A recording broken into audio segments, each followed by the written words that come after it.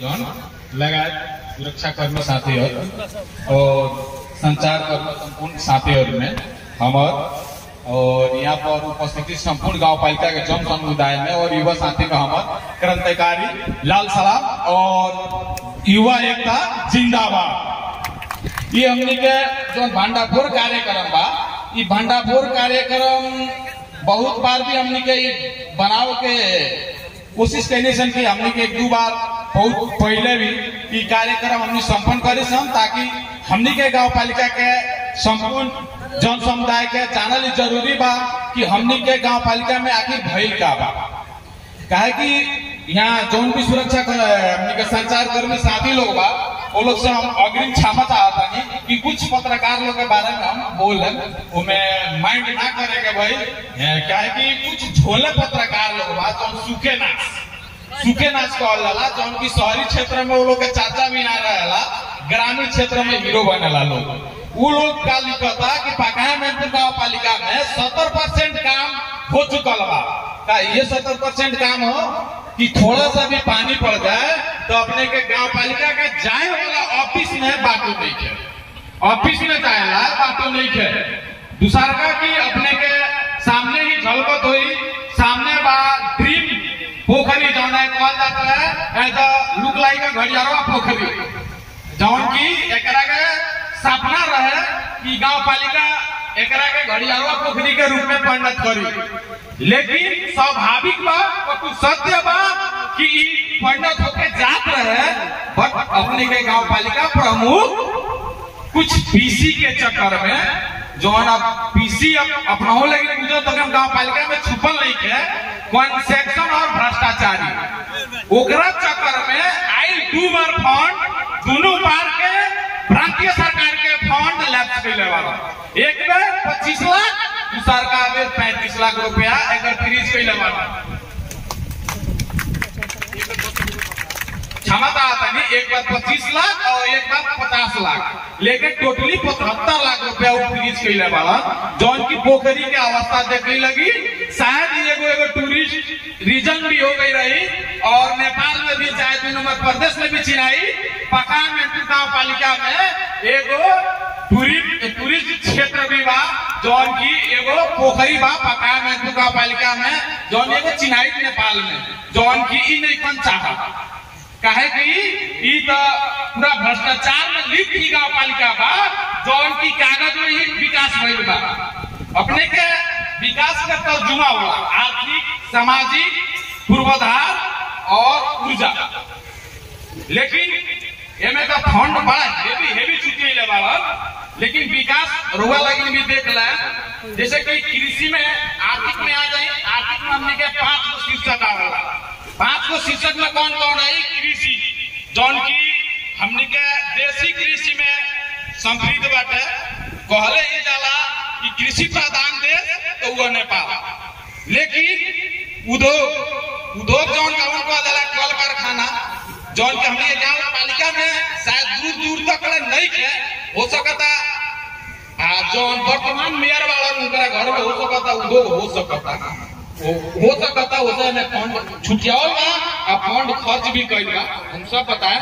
वही जल स्रोत सिंचाई भी आवेला, पशु पंछी विकास भी आवेला, अपने के भूमि व्यवस्थापन भी आवेला।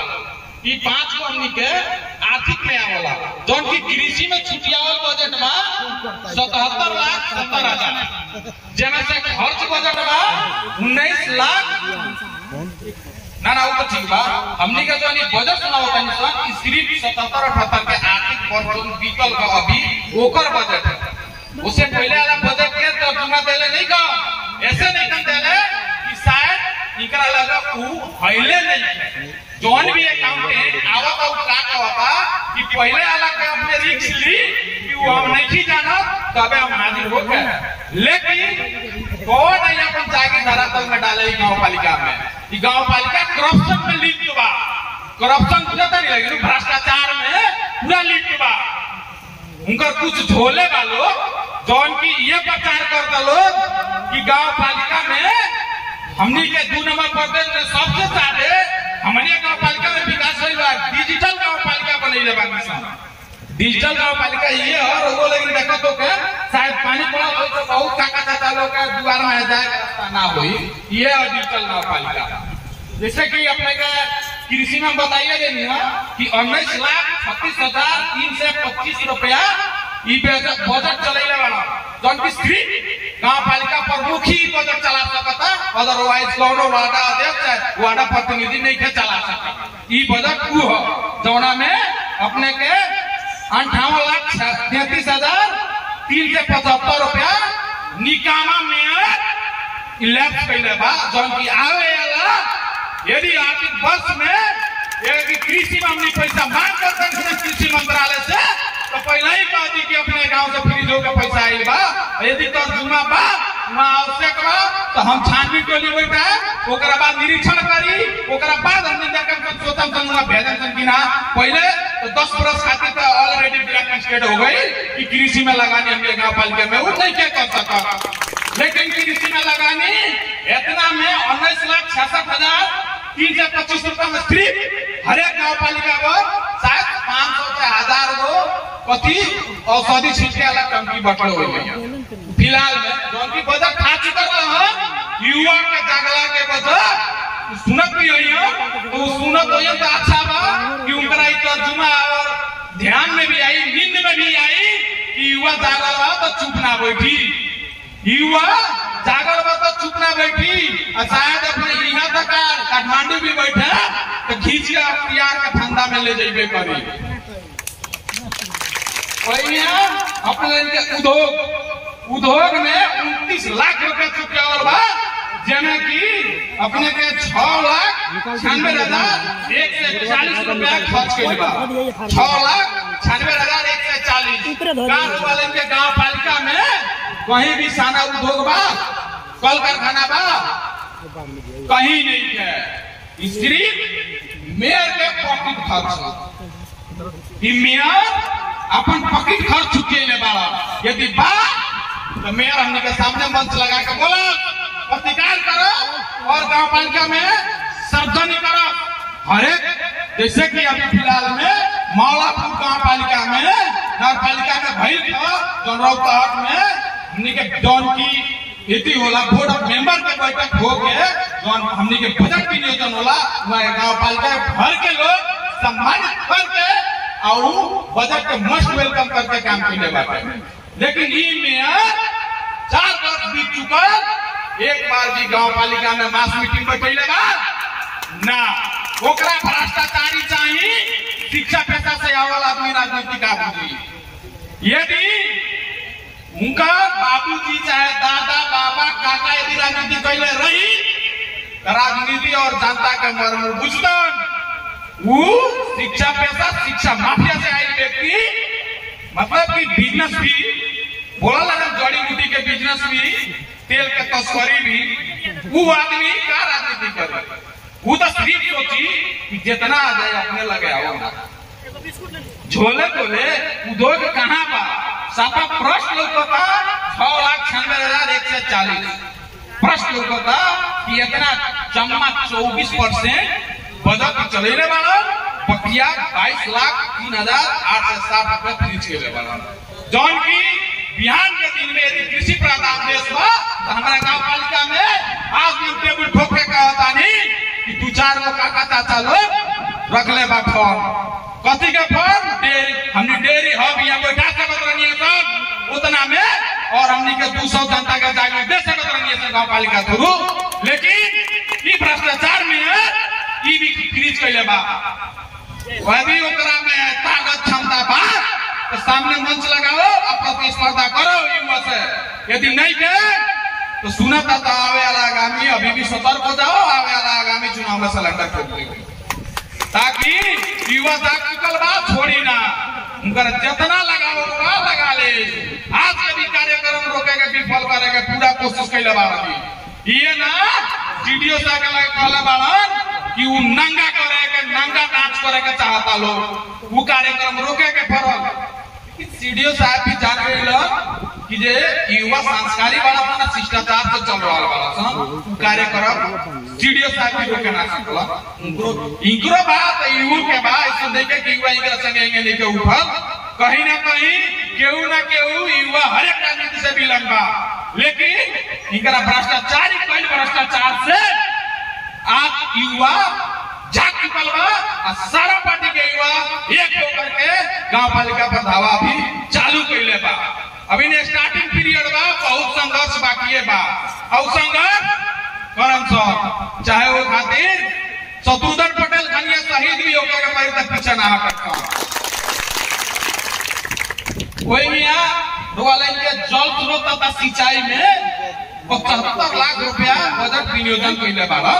जेमे से 340,77,600 से 40 रुपया 50 पैसा खर्च कैले बा, यानी कि 58.33% बजट को चलेले वाला बकिया 21,22,395 रुपया 50 पैसा वो फ्रीज कैले वाला। का कृषि प्रधान देश है, कृषि प्रधान देश में यदि हरेक 3 बीघा पर बोरी न रहल, हरेक कृषि करे वाला किसान के लगे यदि हमने के चापाकल न रहल तो का वो विकास हो सकता? का वो आदमी एग्रीकल्चर में ध्यान दे सकता? कृषि में नहीं क्या कर सकता? आज भी ये मेयर के पता होगा पढ़ल कि हमने के पैसा कहाँ लगानी पहले बाबा लगानी कहाँ के लगा? अपना पॉकेट में और कागज में। ये कारण यहाँ अकाउंटेंट नहीं के आओ के चाहत, कोनो भी अकाउंटेंट नहीं के आओ के चाहत, के हाकिम 5 बेर मंत्रालय धाव दिलन कि अकाउंटेंट चाहिए, मंत्रालय भी कह दिलक अकाउंटेंट चाहिए, तो मेयर और हाकिम के जिम्मा लगे के पड़ल कि हमनी के 77-78 के बजट विनियोजन का हमनी के जिम्मा आवे वाला के हम अकाउंटेंट जिम्मा ली, खड़ा नहीं के लोगों को जे आई हुए जिम्मा ली। तो के बात दैन के पापी या बलि के बोका नहीं चढ़े आई नौकरी गवाई। तो ई चाहतारन में यहाँ देखे प्रश्न लोग होता कि 40 लाख के 73,000 काहे कि हमनी के मेयर साहब के नागवा में जमीन चाहिए नहीं, मेयर साहब के नागवा में जमीन चाहिए, बिजनेस खाती बा, भाड़ा में स्कूल चलत रहा है, नौकरी हो गई, गाँव में 1 कट्ठा जमीन रहा 10 कट्ठा हो गई, जीतपुर सिमरा महानगरपालिका में बिगड़ हो गई। आखिर बजट नहीं कहा तो एक कहल जाला गाँव पालिका का भ्रष्टाचार में लिप्त और नेपाल का ब्लैक लिस्टेड सूची पका में गाँव पालिका कहे कि अपने का ये भी मांग करे जान सिंचाई खातिर तो सीधे कही कि तू हनी के गाँव पालिका 75 लाख का ना चला सकल तो तोहनी का निकाल जो हमने के बजट चले वाला 40,77,000 में से 75% की बजट फिर डाली है, इतना के अपने का 75 का तो छोड़िए दी। ओकरा बाद अपना लाइन के पशु पंछी जौन पशु पंछी इतना हमने ये गांव पालिका में कम से कम 100 आदमी पोल्ट्री फार्म के लाइसेंस लेके बैठल हो। कितना ऐसा कोई पीढ़ी कि ओकर है बाढ़ में कितना पोल्ट्री फार्म दहा गई, लेकिन 3 लाख फ्रीज कैले वाला में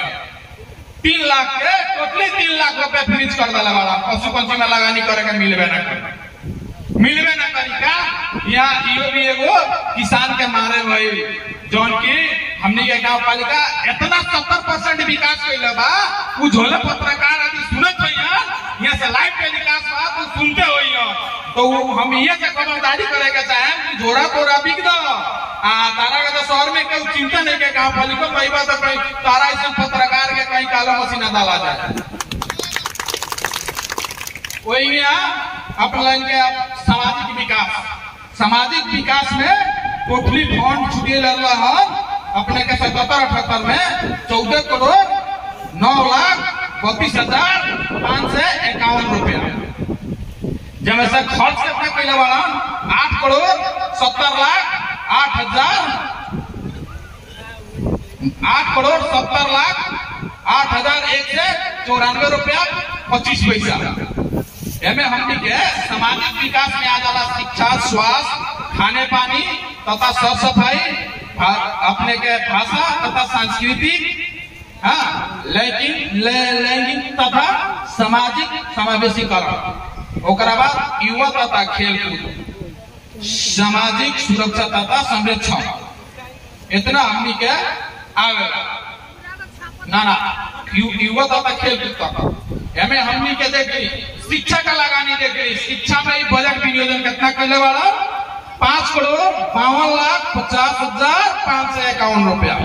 जमे खर्च 4,10,36,790 रुपया 36 पैसा।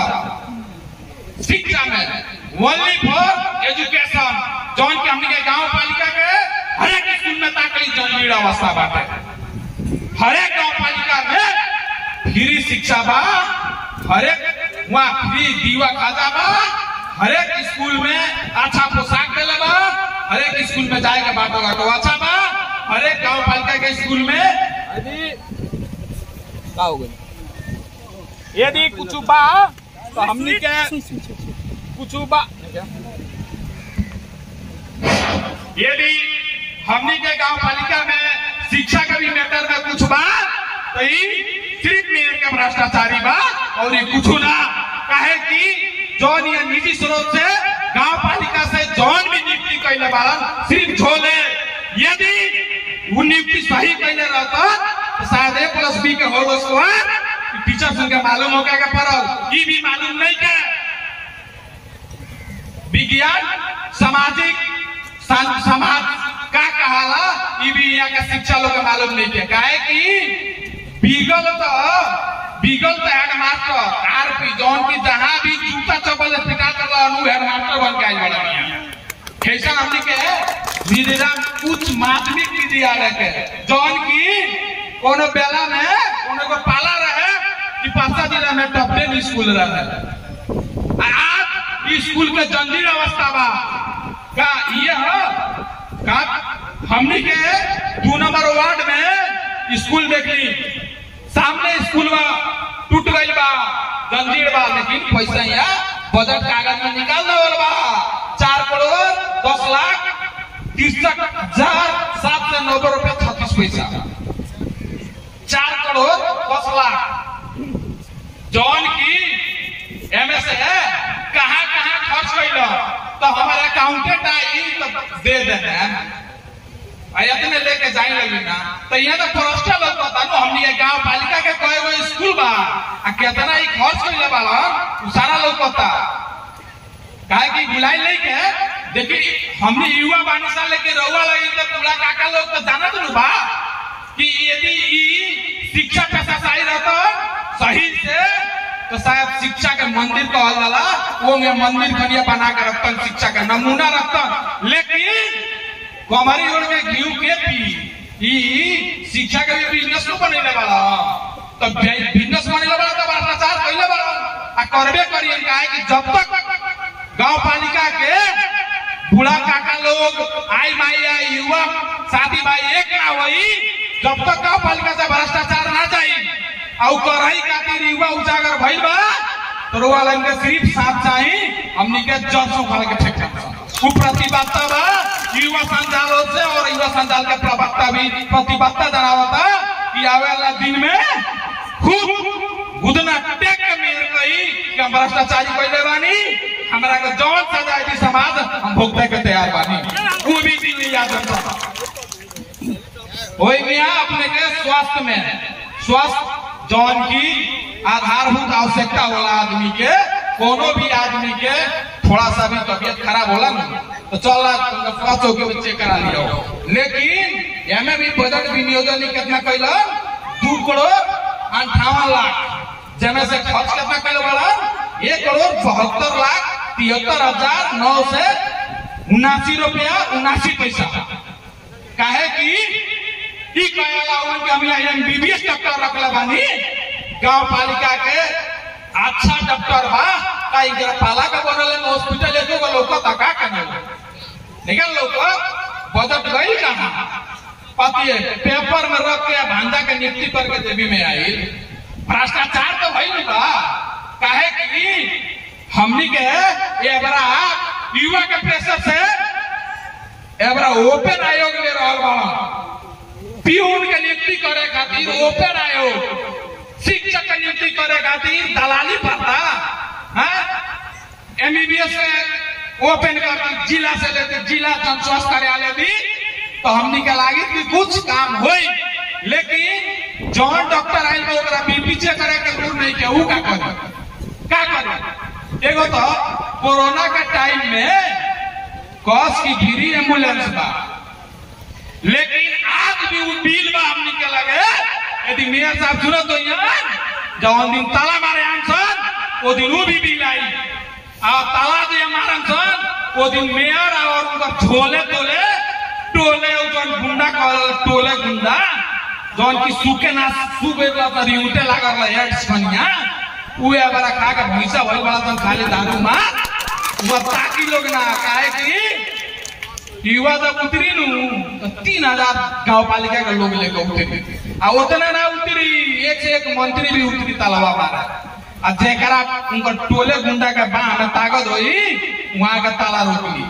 हिम्मत से ऐलान करता नहीं यदि बाह में ताकत होई ताला मारे में तैयार रोक लिया। वो देने भी प्रशासन अपना पक्ष में रही, वो तरीका से हमने के लेके चलन सन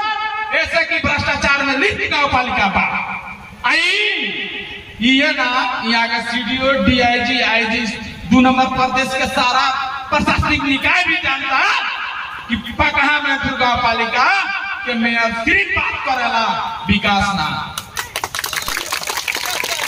काहे कि स्वास्थ्य में घर घर घूमल बानी सिलेंडर ऑक्सीजन लगेले बानी। रे जब तू घर घर घूमले ऑक्सीजन लगेले तब तू पारदर्शी कर ना, यदि तोरा में खोट नहीं के तो पारदर्शी कर। मास मीटिंग काटते ना हमनी कटले बानी सर, या तो तोरा में उतने बाद यदि आवाज सुनता रही तो अभी भी आओ सामने मंच लगाओ। यदि तू भ्रष्टाचारी नहीं कैले तो प्रमाण दे, हमनी के तोरा साथ देवे के तैयार बानी सन। यदि भ्रष्टाचार कैले बड़ी तोरा का अख्तियार में डाल के तोरा का यदि जीवन हम कारावास ना करने तो तू कहिए। वैसा ही अपने के खाने पानी तथा साफ सफाई में बजट विनियोजन कितना कइल बा 1,14,97,000 जेमे से चलावल बजट कितना बा 82,49 रुपया 80 पैसा, जौन की सर सफाई खाने पानी हमारा तो नहीं लगे जब ये गांव में केनो खाने पानी के केनो पानी टंकी बनल होके चाहे मीटर सिस्टम होके पानी के। हाँ ये तो हम जानते नहीं कि चापाकल बताई बा, लेकिन गांव पालिका से नहीं के बताई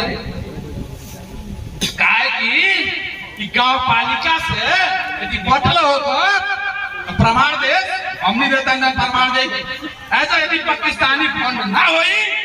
तो हम मन से कहता नहीं कि युवा ना लागी ये पाकिस्तानी फंड छ ए माले के नेता ही दिले गांव पालिका में चलाई ताकि हमार चलो कुछ, लेकिन ये भी बजट में छुटियावल बा। कहाँ गई भाई बजट साफ सफाई तक कितना भाई हमारियों तक पता नहीं सर, और वो लाइन तक तो केम के स्वास्थ्य चौकी है सामने ही साफ सफाई झलकता एकदम अच्छा से लोग रहल बा, जौन की गांव पालिका के मुट्टू स्वास्थ्य चौकी है। एमे इनकर भागना बात होना का लाख रुपया के तलबे बा। आ एगो पैरासिटामोल खोले दाम त ना होई, लेकिन भंजा के लाख रुपया दिया या मिसलिनियर कोर्ट में 10 लाख का लाई महीने तब कई आई है वही में बाप ये खाने पानी में जौन की शायद हमरा नहीं के लगा कि केनो 100-150 से ज्यादा कॉल अपना गांव पालिका से खरीद कैले हो,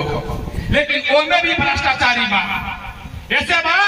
कि कॉल हलावे के ओकर जगत बनावे के प्लस 2.5 फीट से नीचा पाइप दे के अलाउ नहीं है। लेकिन आज हम देखेंगे हर एक वार्ड में जाके देखी 110 फीट पाइप हुई ओकरा बाद कॉल अपन गड़वाई या जगत अपन बनवाई। हाँ आपन तीरी नाम रही हम अलवैने सब हम करैले बानी साइन करी ना है पर तो ये झोले कब तक चली। यदि रउआ लगी साथ है तो हमनी के मेयर के चाहे गांव पालिका में भइल भ्रष्टाचार के तो लगे करप्शन आ लगाओ के स्टार्ट हो गई बा तो हमने प्रतिबद्धता करता निशन की पैर ना हटन चाहे जैसा परिस्थिति आ जाए हमनी के मेयर के घुटना टिकाइए के छोड़ वही हमनी के भाषा तथा संस्कृति में 45 लाख रुपया छुट्टी वाला, जेमे से सिर्फ 1 लाख रुपया खर्च कैले बा। बकिया अपने के माने हमने के का कहल जा ना मिस्टेक हो गई। हमने के भाषा तथा सांस्कृतिक में 4,50,000 छुट्टी ले बड़ा, जेमे से 1 लाख रुपए खर्च कैले बड़ा, जौन की 3,50,000 रुपए फ्रीज कैले बड़ा। भाषा और संस्कृति के का कहल जाला, जैसे कि प्रशिक्षण कार्यक्रम कहल जाला एकरा के। हर एक टोल में 2 दिन 4 दिन 1 हफ्ता 10 दिन माने जितना आदमी सक्षम होता। यदि रउआ आज भोजपुरी बोलता नहीं, हमनी के मातृ लैंग्वेज भोजपुरी हो गई, लेकिन अपने के हमनी के राष्ट्रीय लैंग्वेज नेपाली होला। यदि वो हमनी के लैंग्वेज का चाहिए, यदि कोनो ऑफिस अड्डा में जाता है तो हमनी के अपना प्रांत में नेपाली भोजपुरी में बात कर लन, हिंदी में भी कर लन, लेकिन पहाड़ी समुदाय में जाता नहीं तो ओकरा खातिर नेपाली लैंग्वेज चाहिए। तो वही भाषा सीखे खातिर ई बजट के नियोजन भइल, लेकिन ई बजट में सिर्फ 1 लाख रुपया चले बाबा। अगला में एकरा के छुट्टी आवे के नहीं के मिल सकत। आवे वाला जे भी उम्मीदवार बा मेयर बनी 1 लाख बन ओकर 75% यानी कि 75,000 रुपया भाषा का छुट्टी आ सकता रहा। ई भी पैसा जोले में रह गई बा, कहीं भइल नहीं। यदि भइल रही तो बताओ मेयर के कहां कइले बन। कोई में अपने के आज लैंगिक समता तथा सामाजिक समावेशीकरण एकरा में अपने के छुट्टी ले बाला 3,71,19,000, जेमे से खर्च के ले बाला 88,87,739 रुपया 80 पैसा। बकिया पैसा फ्रीज के ले बाला। फ्रीज में कितना के ले बाला 2,82,31,260 रुपया 20 पैसा, जौन की अपने लगे 16 लैंगिक पुरुष महिला पेट्रोल लैंगिक।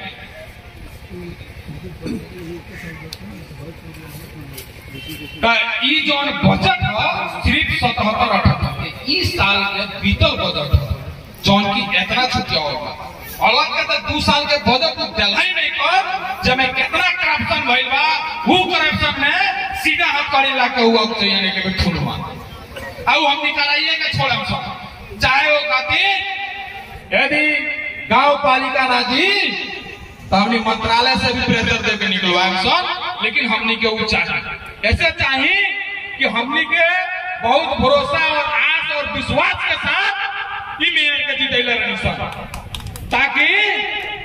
मेयर नया बा युवा पीढ़ी के बाद कुछ करी। लेकिन दूर दूर तक काका बाबा राजनीति में रहा ना रहा आई तो तस्करे रहा तो इनका दिमागवा तो वो नहीं चाहिए परसेंटेज कितना हो, परसेंटेज ना आई ना विकास कैल बकिया पैसा फ्रीज आ जितना रहे जेबी में घोटाला है। तो हमनी के जौन विभाग गांव पालिका में ई लिस्ट हमनी के 77-78 के सिर्फ सुना रहा बानी सब, जौन की इतना कोरोना कहर रहल का कोरोना कहर में इतना बड़ा लॉकडाउन में इतना बड़ा षड्यंत्र हमनी के कहीं नेपाल भर में ना सुनी सन ये गांव पालिका में भइल बा का। यहाँ हर एक वर्ग के लोग बा, लेकिन अपने के करोड़ों बजट छुटियावल गई सिर्फ पॉकेट खाता, सिर्फ पॉकेट खाता। ऐसे कि यदि बता दे कि गांव पालिका में हम एगो घर पर एगो बोरा आगे से चावल डाल होगी तो हमरा का बता दे। अपने के बाड़ी पीड़ित में हमनी के खुद युवा संजाल हमनी खुद बाड़ी पीड़ित फ्रंट में पहुंच के अपना पर्सनल खर्च से चावल वितरण कैले बाड़ी सब। लेकिन ई मेयर घर में से नहीं के निकला, कमरी ओढ़ के घी पिए के खाली जानता। यदि अपने ऊपर लगे बैठ जाए 1 मिनट में अपने क्या मेयर के कुर्सी दे दी बात से और कुछ से ना बात से कोई तुहे मेयर हुआ मेयर का कुर्सी ले लो तो तुम्हें हमारा कुर्सी पर बैठ के बता दो वो से कि बहुत बहुत भ्रष्टाचारी भइल बा। बकिया बहुत साथी लोग भी बानी लोग बताए भी लोग काहे कि सारा टाइम हम ले तो थोड़ा भला भी नहीं और रुआ लाइन भी बहुत बहुत यहाँ साथी लोग बा बहुत भ्रष्टाचार के बारे में बताई जौन की रोला कुछ हम उजागर कर देनी। इतना में अपने के कम से कम 77-78 में कम से कम टोटली 10 करोड़ से ज्यादा का भ्रष्टाचारी हुए वाला 10 करोड़ तो अपना घर थइए लगा इतना समझी लगी। गांव पालिका में सिर्फ 2-4 झोले और सूखे नाश पत्रकार जौन की काल निकले रहे लोग बहुत अच्छा हम भी दोष देनी कि शायद शहर में तो क्यों चिंता नहीं किया गांव पालिका में कहीं अपन बिल पास करावे को होई वैसे नहीं करा वालों 70% कार वाला इनका लागत है कि विकास होई बे तना में यदि भइल तो दिले से बता दम लेकिन ना भइल तो हमने तो हिसाब लेबे करब। ये कहते हुए सब हम ये रोकता नहीं अपने लेके सब संपूर्ण जन समुदाय से हम विदा लेवे चाहता नहीं। जय